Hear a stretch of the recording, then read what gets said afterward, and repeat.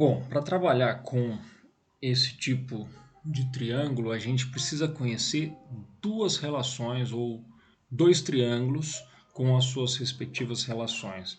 Primeiro, a gente tem esse triângulo com ângulos 30, 60, 90, é um triângulo retângulo, e em que a gente vai ter que lembrar, decorar, estabelecer alguma forma de memorizar, em que o lado oposto ao 30 vale 1, o lado oposto ao 60 vale raiz de 3 e o lado oposto ao 90, que é a hipotenusa do triângulo, vale 2. Então, 1, 2, raiz de 3, 1, raiz de 3 e 2, tanto faz. Tem que lembrar disso. Um outro triângulo conhecido é o 45, 45, 90. Os lados opostos ao ângulo de 45 aqui e aqui valem 1, e o lado oposto ao ângulo de 90, a hipotenusa do nosso triângulo, vale raiz de 2. Também é um triângulo para lembrar. Em alguns momentos, em alguns exercícios, vai ter só um, às vezes vai ter só o outro, e dependendo do exercício, vai misturar um pouco de cada.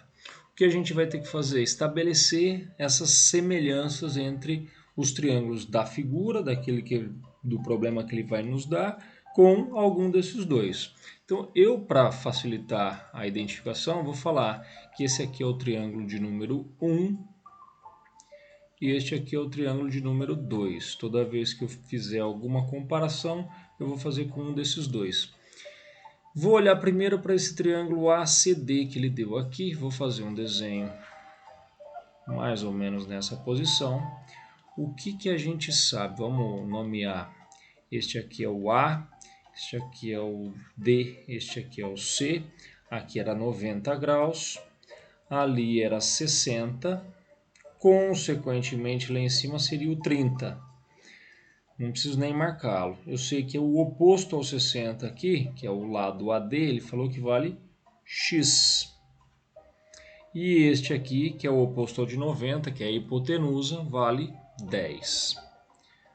O que eu vou estabelecer? Esse triângulo é semelhante ao primeiro, porque ele tem ângulo de 90 e 60, assim como tem aqui, 90 e 60. Obrigatoriamente o último ali vai ser 30, mas eu não vou precisar dele.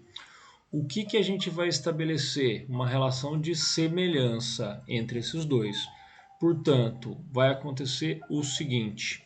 Você tem o oposto ao 60 aqui, é o lado X.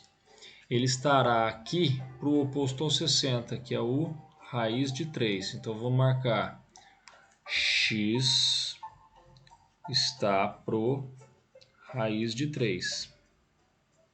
Assim como o oposto ao 90 aqui, que é a hipotenusa, olha lá, oposto ao 90, 10, estará para o oposto ao 90 dali, que é o 2. Então, 10 está para o 2. Se eu resolvo isso, aqui eu posso simplificar, 10 dividido por 2 vai dar 5. O raiz de 3 passa para lá multiplicando, eu chego que o x vale 5 raiz de 3. 5 vezes raiz de 3. Ok, achei o valor do x. Acabou o problema? Não ainda. Ele quer que a gente encontre o y. O que eu vou fazer? Vou olhar agora para esse triângulo ABD.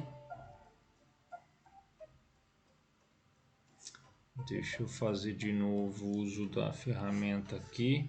E está para o outro lado, eu vou inverter. Girei, pronto. Ele está assim. A, B e D. 90 graus. Aqui vale 30. É claro que ali em cima vai ter que valer 60, então ele também é semelhante ao primeiro. E ó, tá na mesma posição, 30, o 90 e o 60. Fica até mais fácil de localizar. O valor do AD é o valor do x que você acabou de encontrar. Então posso colocar aqui 5 raiz de 3. E o valor do BD? quanto vai ser? É o valor y que ele quer descobrir. Y. Ótimo. Eu vou marcar aqui o ângulo de 60 para fazer a comparação com o primeiro. O que eu vou fazer? O oposto ao 60 daqui é raiz de 3 e o oposto ao 60 daqui é o y. Então, que relação eu vou ter? Raiz de 3 está para o y, assim como o valor oposto ao 30 aqui é o 1. E o oposto ao 30 aqui é o 5 raiz de 3. Então, o 1 está para o 5 raiz de 3. 1 pelo 5 raiz de 3. Faz a multiplicação cruzada, 1 vezes y igual a 5 raiz de 3 vezes raiz de 3.